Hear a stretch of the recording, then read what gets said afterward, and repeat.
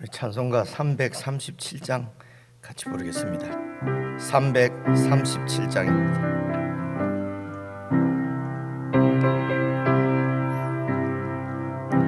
내 모든 시험 무거운 짐을, 내 모든 시험 무거운 짐을 주 예수 앞에 아뢰이며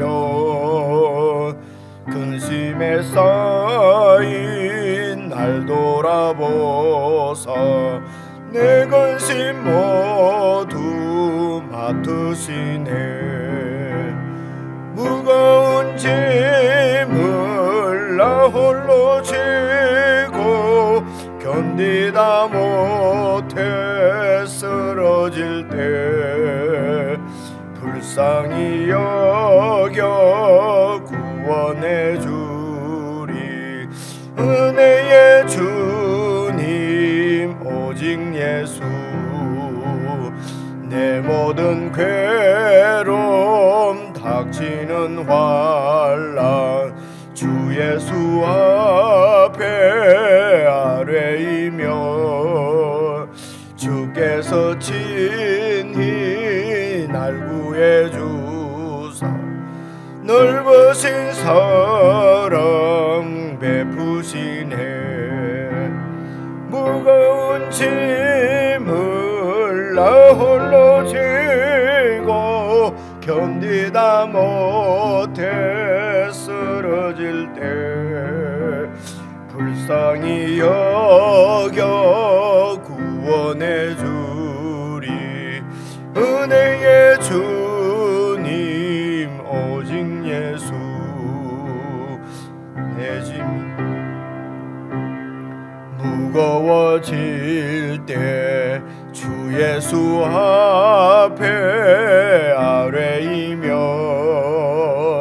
주께서 친히 날 구해 주사 내 대신 짐을 져주시네. 무거운 짐을 나 홀로 지고 견디다 못해 쓰러질 때 불쌍히 여겨 구원해 주리. 은혜의 주님 오직 예수. 마음의 시험 무서운 죄를 주 예수 앞에 아뢰이며 예수는 나의 능력이 되사 세상을 이길 힘주시네. 무거운 짐을 나 홀로 지고 견디다 못해 쓰러질 때 불쌍히 여겨 구원해 주리. 은혜의 주님 오직 예수. 아멘. 하나님 아버지, 저희들에게 말씀을 통하여서 주님의 마음을 보여주시고 알게 하시고 주님의 뜻 가운데 살아갈 수 있도록 성령님께서 저희들을 말씀 가운데로 인도하시고 말씀에 붙잡혀 살게 하심을 감사를 드립니다. 믿음의 시련이 인내를 만들어내는 줄 우리가 알고 그 인내를 온전히 이루어서 참으로 하나님의 자녀로 주님의 장성한 분량만큼 자라나는 저희들이 될 수 있도록 우리가 시험에 대해서 시련에 대해서 주님께서 말씀해 주신 대로 잘 깨닫고 믿고 그렇게 살 수 있도록 도와주시기를 간절히 기도합니다. 아버지 하나님, 피해버리고 또 어려워하고 힘들어하고 시험에 빠지는 것이 아니라 그 시험을 통해서 그런 시련들을 통해서 더욱 주님과 가까워지고 주님을 더 의지하고 주님과 더 하나 되어지는, 하나 되게 하는 주님께서 허락하신 시험인 줄 알고 끝까지 잘 견디고 주님께서 원하시는 만큼 성숙할 수 있도록 사랑하는 모든 성도들을 붙들어 주시고 오늘도 이러한 힘을 얻고 이런 믿음으로 살 수 있도록 함께 묵상하는 주의 말씀이 교회 가운데 능력으로 역사해 주시기를 간절히 원하오며 예수님 이름으로 기도드리옵나이다. 아멘. 우리 하나님 말씀은 야고보서 신약성경 371페이지입니다. 1장 12절부터 18절까지 몇 절 안 되니까 우리 오늘은 함께 읽었으면 좋겠습니다. 신약성경 371페이지 야고보서 1장 12절부터 18절까지 우리 같이 읽으십시다. 12절부터 시작. 시험을 참는 자는 복이 있나니 이는 시련을 견디어낸 자가 주께서 자기를 사랑하는 자들에게 약속하신 생명의 면류관을 얻을 것이기 때문이라. 사람이 시험을 받을 때에 내가 하나님께 시험을 받는다 하지 말지니 하나님은 악에게 시험을 받지도 아니하시고 친히 아무도 시험하지 아니하시느니라. 오직 각 사람이 시험을 받는 것은 자기 욕심에 끌려 미혹됨이니 욕심이 잉태한 적 죄를 낳고 죄가 장성한 적 사망을 낳느니라. 내 사랑하는 형제들아 속지 말라. 온갖 좋은 은사와 온전한 선물이 다 위로부터 빛들의 아버지께로부터 내려오나니 그는 변함도 없으시고 회전하는 그림자도 없으시니라. 그가 그 피조물 중에 우리로 한 첫 열매가 되게 하시려고 자기의 뜻을 따라 진리의 말씀으로 우리를 낳으셨느니라. 아멘. 이 말씀을 가지고 목회자나 설교자가 더 이렇게 설교할 만큼 그렇게 하면은 더 말씀이 혼잡해지지 않을까 이제 이런 생각도 하게 됩니다. 그래서 찬찬히 12절부터 쭉 이래 읽어보시면은 어제도 말씀드린 대로 이제 그야말로 우리에게 주시는 이 야고보 사도의 설교지요. 어제 제가 설교라고 보지 말고 이런 얘기는 이제 설교는 그냥 현실적으로 그냥 설교니까 막 듣고 이렇게 늘 듣는 말씀 이제 이렇게 생각할 수가 있지 않습니까? 설교가 뭐 이렇게 중요성이 덜하다 이런 말씀을 드리려고 하는 것이 아니고요. 그냥 설교는 막 그냥 어른들이 하시는 말씀 이런 얘기가 아니고 아버지가 자식 잘 되기를 바라는 마음으로 그렇게 이렇게 그 말씀해 주시는 그 하나님 아버지의 마음으로 우리가 받으면 좋겠다 이제 그런 마음으로 제가 드린 말씀입니다.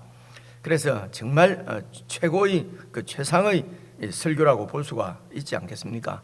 그래서 이 말씀을 이제 좀 그 내용을 정확하게 알아야 우리 마음에 남으니까요. 그래서 제가 할 수 있는 대로 이런 조금 그 어려운 이야기들을 제가 좀 쉽게 설명을 드리고 그리고 가능하면 소위 우리가 얘기하는 설교는 제가 안 하려고 하는데요. 자꾸 이제 이렇게 설교를 같은 것을 하게 되는데 제가 설명을 조금 이렇게 해드리면은 여러분 개인적으로 묵상을 하시면서 현재 우리의 상황 가운데서 하나님께서 나에게 하시는 말씀을 묵상 가운데서 잘 들으시고 그리고 그 들은 말씀을 가지고 이제 여러분 기도를 하시면은 또 그 하나님과 보이지 않는 하나님과 교제가 이루어지는 것은 이 말씀입니다. 그래 말씀으로 이제 그 하나님과 우리 주님과 이렇게 교통, 소위 요즘 하는 말로 소통한다고 그러지 않습니까? 그래서 이 교통이라는 말이 좀 요즘 안 쓰니까 어려운 말인 것 같습니다. 요즘 쓰는 말로는 뭐 소통이라고 하면 될 것 같습니다.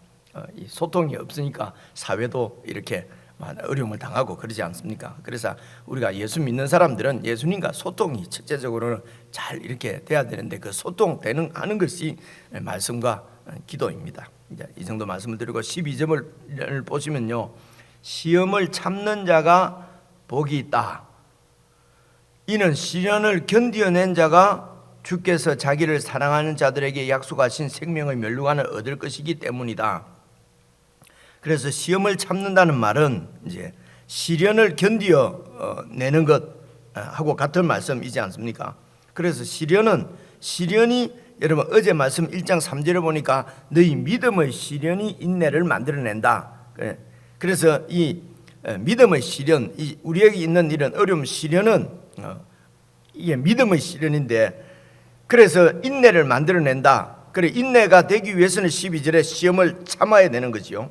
그래 시험에 넘어지면 안 되고, 시험 때문에 우리의 삶을 포기하면 안 되고, 시험 때문에 우리가 나가는 길을 굽어버리면 안 된다는 것입니다. 그래서 이런 시련이 우리에게 왜 오느냐? 무슨 지금 요즘 우리가 무슨 시련 당하는 거는 뭐 별로 없잖아요, 그죠? 그리고 또 이렇게 편안한 삶을 사는 것을 그냥 하나님이 주신 축복이라고 생각하고, 그냥 아무런 이제 자식들도 다 키우고 이렇게 어쨌든 저들 알아서 살아갈 것이고, 이제 당신하고 내하고 이제 잘 이렇게 편안하게 살면 되는 거지요. 그래서 큰 무슨 시련이 있는 것 같지 않습니다. 근데 이제 여기에서 문제가 생기는 거죠. 그러니까 우리 그리스도인들에게는 그러니까 이런 무슨 6.25 터져서 이렇게 무슨 촛불을 대고 예수 믿을래 안 믿을래 이제 이런 것들만 우리가 자꾸 시련이라고 생각을 하는 것이죠. 환난이라고 생각하는 것이죠. 그런데 이제 흩어져 있는 12지파 이렇게 얘기를 했지 않습니까? 우리들은 하나님 나라 백성인데 지금 이 세상 나라에 흩어져 사는 자체가 시련입니다, 이게. 근데 그런 세상에 시련이 별로 없는 것은 세상하고 너무 밀접하게 세상에 살도록 최적화되어 있기 때문에 어려움이 없는 것이거든요. 근데 우리 그리스도인들은 하나님 나라 백성입니다. 사실은 하나님 나라를 살기에 최적화가 돼야 되거든요. 그래서 하나님 나라에 살도록 최적화시키기 위해서 하나님께서 그 나라의 생명인 영생을 우리에게 주신 것입니다. 그리고 그 나라 법인 하나님 말씀을 우리에게 주시고요, 그 말씀을 통해서 그 나라의 가치관으로 이 세상을 살도록, 그래서 하나님 나라 백성으로서 이 땅을 살게 되면은 필연코 시련이 있게 돼 있다는 것입니다. 마음의 시련도 있고요, 그렇죠? 그래서 사회적으로 고립될 수도 있고, 경제적으로 불이익을 당할 수도 있고요, 정치적으로 이렇게 소외당할 수도 있고, 이런 여러 가지 어려움들을 당할 수밖에 없는 구조인 것이죠. 흩어져 있는 12지파입니다. 그죠? 흩어져 살고 있는 하나님의 백성, 이 세상에 살고 있는 하나님 나라 백성들은 이런 시련이 있단 말입니다. 이제 이런 것들이 이제 어제 말씀 같은 경우에 보면은 늘 나는 이렇게 상대적인 빈곤함, 상대적인 박탈감 이런 얘기 많이 쓰지 않습니까?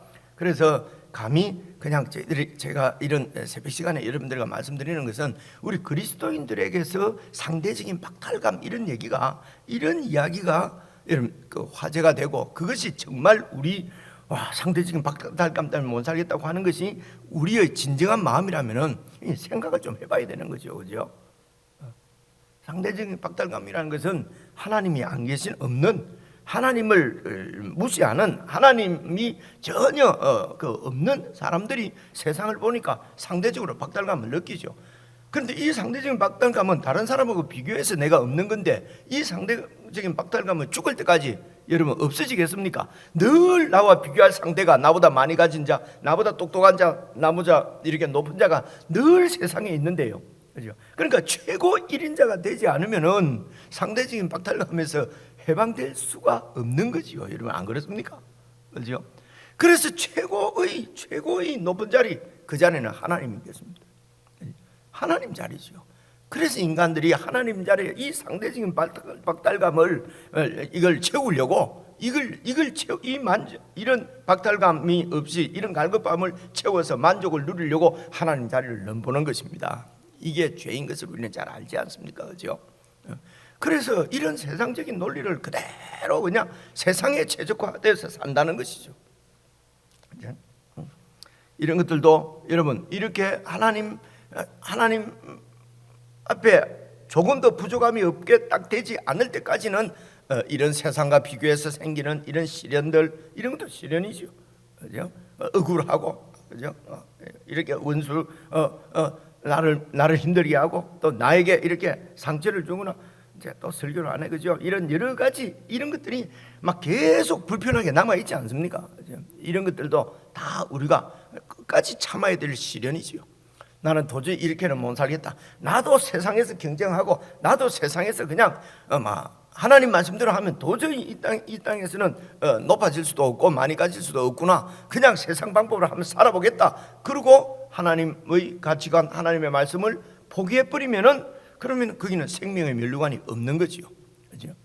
이렇게 이해를 하셔야 됩니다. 그래 이렇게 이제 믿음으로 살다 보면은 실제적으로 물리적으로 당하는 이런 그 큰 시련을 겪을 수도 있죠. 여러분 이런 물리적인 시련, 큰 시련, 소위 말해서 순교한다면 내가 죽는 거지 않습니까? 그죠? 이 순교는 이런 그 영적으로 우리가 매일 내 자신을 부인하는 이런 훈련이 되어 있지 않으면은 물리적으로 시련을 극복하고 이길 수가 없습니다. 그죠? 근데 그냥 내 마음대로 내 뜻대로 내 살고 싶은 대로 살고 나중에 무슨 순교할 때가 오면은 어려운 시험이 당하면은 그때는 내가 순교하게 해주옵소서 하는 이런 것이 다 허황되다 말입니다. 그래서 사람들은 경험에 의해서 우리가 갖고 있는 믿음, 신앙은 허황된 거다. 이거 이렇게 되는 것이 아니라고 자꾸 얘기를 합니다.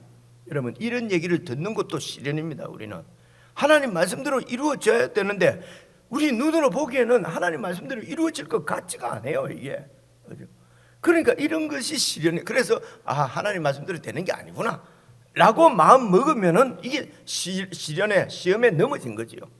그죠? 이런 것들이 참 우리 마음을 어렵게 합니다. 이 땅에 하나님의 뜻이 이 땅에 이루어지는데 우리가 초점을 맞추면은 삶 자체가 시련이지요. 그죠? 시련입니다. 그죠? 이 가정에도 하나님 나라가 이루어져야 되고 우리 교회도 하나님의 뜻이 온전히 이루어져야 되고 우리 이 나라에도 하나님의 뜻이 온전히 이루어져야 되는데요, 그런 눈으로 세상을 보면은 정말 슬퍼하고 눈물 나고 애통해야 할 것밖에 없는 것이 세상이지 않습니까? 근데 우리는 이런 데 대해서 다 눈을 닫아버리고 그냥 내 편안하게 살면 된다는 거죠. 그냥 노예 그냥 아무 걱정 없이 그냥 이렇게 살면 된다. 그럴 때마다 제 속에 아무 걱정 없이 살려고 그러면은 그냥 저기로 상지 공원 묘원입니까? 어디 이름도 잊어버렸네. 예? 그거 가면 제일 편안하지 않습니까? 표현이 좀 그렇죠. 자, 그래서 여기서 보십시오. 시험을 참는다는 말은 그래서 이 시련을 견뎌낸다는 거예요. 이 시련을 잘 견뎌내는 자가 주께서 자기를 사랑하는 자들에게, 주님을 사랑하는 것은요, 주님 사랑해요 이렇게 한다고 사랑하는 것이 아니고, 이런 하나님 나라의 가치관, 하나님의 뜻 때문에 시련을 참고 견디고 극복하고 그렇게 하는 것이, 그 주님 나라를 섬기는 것이 주님을 사랑하는 거라는 것입니다. 이런 자들에게 약속하신 것이 생명의 면류관입니다. 이 말은요, 죽어서 면류관 하나 더 구원은 받는데 이렇게 잘하면 면류관 또 한 개 얻어 쓴다는 게 아니고, 이거는 생명과 면류관이 동격입니다. 생명이라고 하는 면류관을 얻을 것이기 때문이다. 그래서 여러분, 면류관 천국 가서 무슨 상을 많이 받는다고 생각하면 안 돼요. 이걸 우리가 말하는 구원이라고 하는 것입니다.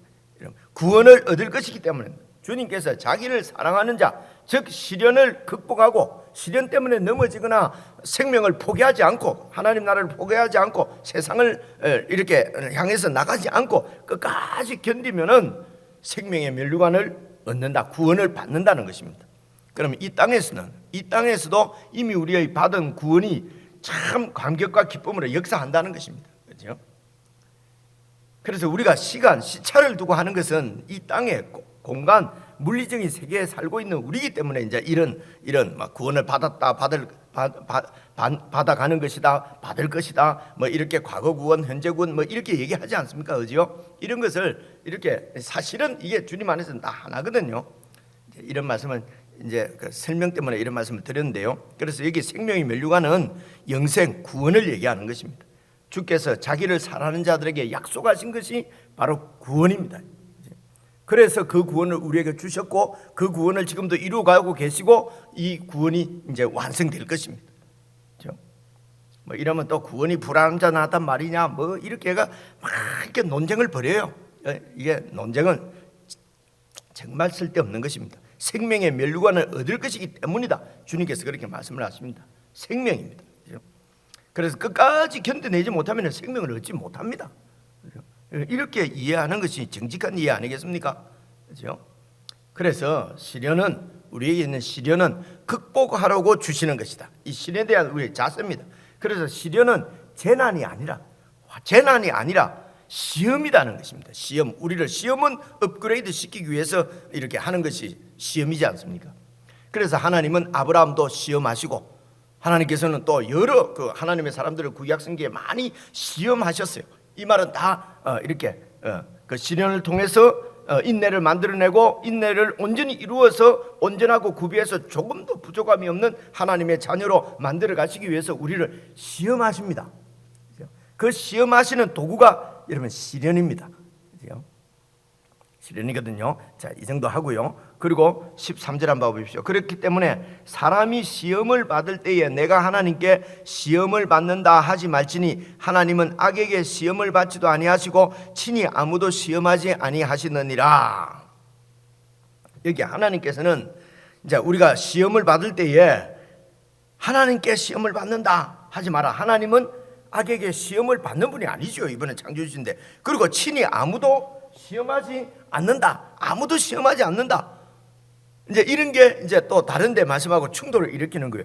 하나님은 아무도 시험을 안 하신다는데 구약에 보니까 시험도 하시고, 또 신약에도 여러 군데 보면은 하나님이 우리를 시험하신다는 것은 히브리서 11장에도 나오고요. 하나님이 우리를 시험하시거든요. 그래서 이제 이런 문제들을 해결하려고 여러분 잘 들으십시오. 이제 이렇게 이제 설명을 합니다. 이 시험이라고 하는 것이 이제 영어로 하면은 세 가지가 있는데 이렇게 설명을 합니다. 첫째가 테스트다. 여기에서 하나님께서 우리를 시험하신다는 것은 테스트를 얘기하는 것이다. 그리고 또 많은 경우에 시험하고 똑같이 이렇게 번역되는 것이 이제 시련. 시련은 영어로 트라이알이라고 그러거든요. TRIAR. 트라이얼은 이런 당하는 시련입니다. 시련은 이제 이렇게 뭐 재난을 당한다든지 이런 이 세상에 살다 보면 당하는 많은 환란들 있지 않습니까? 뭐 이 코비드 19 뭐야 이거 이걸 뭐라 지금 하는 걸 뭐라고 그래요? 코로나19, 코로나19 뭐 혹은 경제적인 어려움 이런 것들을 이제 트라이얼이라고 그래요. 그리고 이제 또 하나는 우리를 유혹해서 넘어뜨리려고 하는 이런 시험. 이 유혹은 이제 영어로는 temptation 이렇게 합니다. temptation. 그래서 이렇게 세 개로 이렇게 나누어서 하나님께서 우리를 temptation 하지는 않았지만은 이렇게 이제 테스트는 하신다. 뭐 여기는 그런 말이다. 이렇게 설명을 보통 하는데요. 그거는 이제 이해하기 쉽게 하려고 설명을 하는데, 여러분 그 헬라 말에는 시련이나 시험이나 뭐 무슨 유혹이나 구분하지 않고 그냥 제가 그냥 한 단어로 땄어요. 그러니까 이렇게 구분하는 것보다도요, 그냥 시험은 시험이에요. 그렇죠? 그래서 이제 이 시험이, 그러니까 우리가 당하는 시련도 그것을 하나님 안에서 잘 극복을 하면은 여러분 그것이 우리가 업그레이드 되는 시험이 되는 것입니다. 혹시라도 우리가 잘못해서 당하는 어려움이 있지 않습니까? 이런 어려움도 그 어려움을 통해서 하나님과의 관계가 정상적으로 정말 하나님 앞에 회개하고 내 악함을 회개하고 하나님과의 관계가 이렇게 회복되고 깊어지면은 여러분 그게 우리를 업그레이드 시키는 테스트가 되는 것이죠. 다시 조금 더 설명을 드리면요, 내가 이제 이걸 어떻게 설명을 하면 좋을까요? 이제 우리 목회자가 이제 이 교회로부터 봉급을 받지 않습니까? 예를 들어 한 300만 원 받는다. 그러면 이제 그런데 이제 A 목사는 그 돈을 받아가지고 이거 갖고 한 달 또 어떻게 사냐, 그죠? 내가 말이지 죄송합니다. 이 짓 안 하고 저 짓 했으면 내가 이래 안 살 텐데, 이러면은 여러분 이 돈 받는 것이 이 목사 A 목사에게는 이게 시험이죠, 그죠? 시험이지 않습니까, 그죠? 그런데 이 돈을 받고 하나님께서 또 별로 교회를 위해서 한 일도 없는데 하나님께서 이렇게 또 은혜를 주시는구나. 이걸 가지고 감사하면서 이걸 가지고 또 도울 사람이 없나? 어떻게 또 하나님을 섬기냐, 주님을 섬기냐? 이러면은 이 작게 받는 것이 시험이 안 되지요. 그죠? 그러니까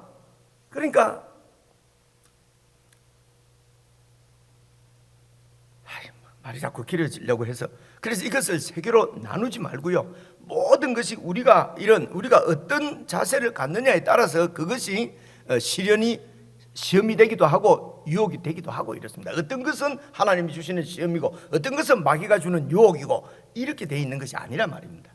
아니고 이것이 모든 우리가 당하는 상황이 유혹이 될 수도 있고 그것이 이런 우리를 이렇게 업그레이드 시키는 테스트가, 온전케 하는 테스트가 될 수도 있고, 그것은 우리에게 달린 것이지 마귀가 주냐 하나님이 주냐 이런 게 아닙니다. 마귀가 우리를 넘어뜨리려고 유혹하는 것도 다 하나님의 통제 가운데 있는 거예요. 하나님께서 허락하지 않으면 참새도 한 마리 떨어지지 않습니다. 하나님이 허락하지 않으시면 사탄이 우리를 넘어뜨리고 유혹할 수가 없어요. 그죠? 그건 우리가 욥기를 보면 나오지 않습니까? 하나님께서 지정하는 만큼만 사탄이 하게 돼 있어요.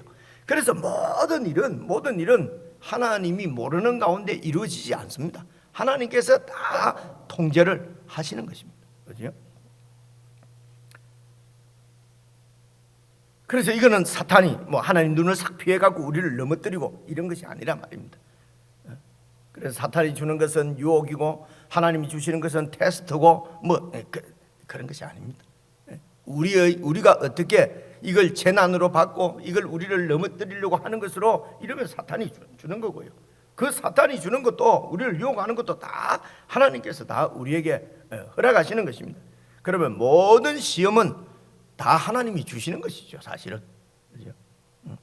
근데 여기에 이제 하나님께서는 너희가 시험 받을 때에, 13절에 보면 시험을 받을 때에 내가 하나님께 시험을 받는다. 너무도 사람들은 자기의 이런 그 범죄, 이제 시험에 넘어가는 게 죄 짓는 거 아닙니까? 죄를 너무 변명을 종교적으로 해버리는 거죠. 하나님이 나를 시험하셨다. 하나님이 나를 시험하셨다. 그죠? 그렇게 해서 뭡니까? 욕심 때문에 그렇게 죄 지어놓고 다윗도 죄를 지었다. 하나님이 나를 이 죄를 통해서 이런 식으로 죄를 합리화하고 죄를 그냥 묻어버리고 그냥 하나님 핑계대고 넘어가 버리고 그렇게 하지 말라는 것입니다. 그죠? 그게 자기가 속는 거라는 것입니다. 밑에 보면 나옵니다. 그래서 하나님은 친히 우리를 넘어뜨리려고 혹은 하는 것이 아니라 우리가 시험에 극복하지 못하고 시험에 빠지는 것은 14절입니다. 오직 각 사람이 시험을 받는 것은 자기 욕심에 끌려서 미혹되는 것이다. 자기 욕심 때문에 그 욕망을 제어하지 못해서 시험에 들고 그렇게 되는 것이지 하나님이 우리를 시험하는 것이 아니라, 그죠? 그래서 사실은 시련이나 이런 것들이 우리를 성장시키는 그러니까 우리가 말하는 시험이 아니지요, 그죠? 그래서 하나님이 시험을 안 하신단 말입니다. 자기 자녀들에게 다 좋은 것을 주신다는 것입니다. 하나님께서 다 좋은 것을 주십니다. 그죠? 우리를 어렵게 만들고 힘들게 만들고 잘 참나 안 참나 보자 이렇게 우리를 시험하는 것이 아니라는 말입니다. 그죠? 그래서 다시 말하면은 시험을 받을 때에, 시련이 있을 때에, 핍박이 있을 때에 기뻐하라. 왜냐? 그것이 좋은 것이기 때문에 그렇다, 이런 말입니다. 그래서 시련이 있을 때에 이것을 재난으로 볼 것이냐, 재난으로 대할 것이냐, 아니면 시험으로 대할 것이냐. 시험은 하나님의 은혜죠. 우리를 성숙시키는 것이란 말입니다. 그래서 우리가 성숙시키는 것이 아니라 도리어 그게 유혹에 빠져가지고 넘어지는 것은 자기 욕심 때문에 그렇다. 하나님 탓도 아니고 사람 탓도 아니고 환경 탓도 아니고 우리 욕심 때문에 그렇다는 것입니다. 성경은 그렇게 말씀을 합니다. 여러분, 이것을 정직하게 받아야 해결책이 보입니다. 해결책이. 그래 안 하고 이런 것을 그냥 하나님한테 그냥 덮어씌우고 그냥 어쩔 수 없다, 인간의 연약함이 어쩌고 저쩌고 이렇게 교리적으로 해버리면요, 죽을 때까지 욕심에서 헤어나지 못합니다. 그리고 외식을 행할 수밖에 없어요. 잘 믿는 척, 그냥 종교적인 언어나 이렇게 될 수밖에 없단 말입니다. 그죠?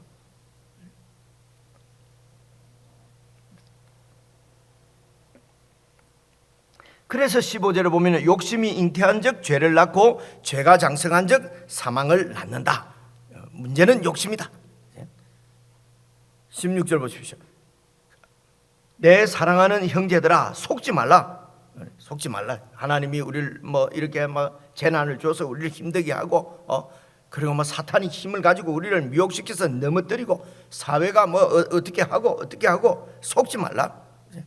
온갖 좋은 은사와 온전한 선물은 다 위로부터 빛들의 아버지께로부터 내려온다. 이 빛들의 아버지 이런 말은요, 이제 하늘에 있는 모든 빛들 있지 않습니까? 그러니까 천체, 그러니까 그 별, 달, 모든 이런 해, 이런 것들의 아버지, 그러니까 그런 것들을 창조하신 분 이런 말입니다. 우주의 창조자 이런 말입니다.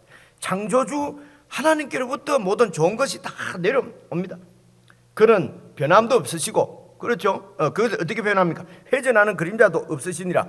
그림자는 이 빛 때문에 이렇게 그림자가 늘 바뀌지 않습니까? 동쪽에 있는 게 서쪽으로 그림자가 바뀌고, 이것은 이 하나님의 창조물들, 이 세상에 있는 모든 것들은 변합니다. 그런데 하나님은 창조주십니다. 그분은 변치 않으십니다. 그런 얘기입니다. 창조주라는 말씀입니다. 그래서 18절, 그가 창조주께서 그 피조물 중에 우리로 한 첫 열매가 되게 하시려고, 첫 열매라는 말은 많은 그 추수 수확이 있을 것을 내다보게 하는 첫 열매지 않습니까? 그래서 하나님께서 이 세상을 새롭게 하시려고 우리를 새롭게 만드셨다는 거예요. 우리를 첫 열매로. 그래서 자기의 뜻을 따라서 진리의 말씀으로 우리를 당신의 자녀로 낳으셨다. 새롭게 창조하셨다 이 말입니다.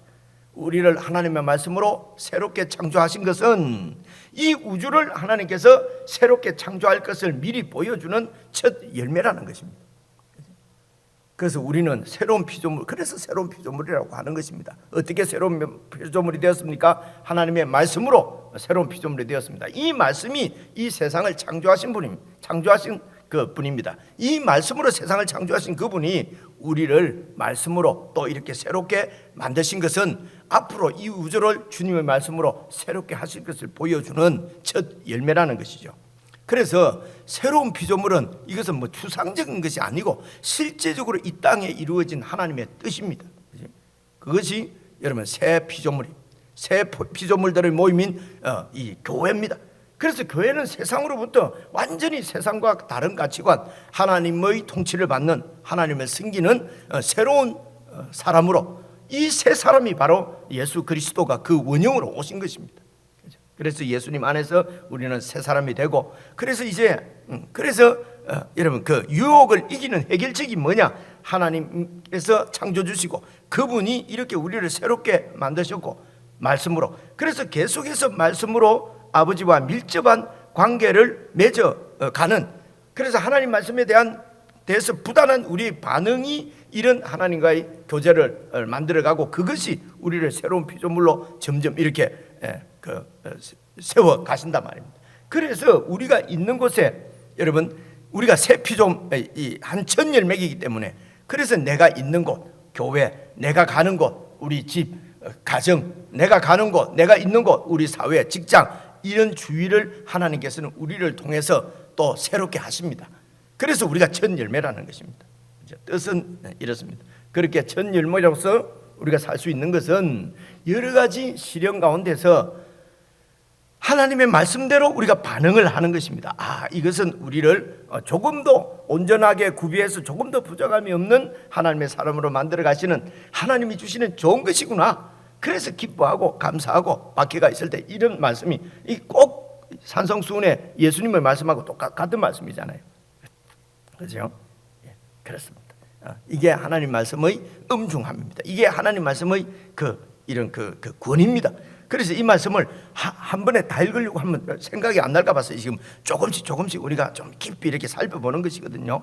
여러분 개인적으로 다시 또 읽으시면서 정말 이 말씀이 우리 가운데 능력으로 역사해서 우리가 새로운 피조물로 더 이렇게 새롭게 매일 말씀으로 빚어져서 우리가 가는 곳에 우리가 첫 열매로서 우리 있는 곳이 하나님의 새로운 피조물로 이렇게 바뀌어가는 주님의 뜻이 이루어지는 이런 삶을, 이런 영광을 보며 살아가는 저와 여러분 되었으면 좋겠습니다. 우리 개인적으로 묵상하시겠습니다.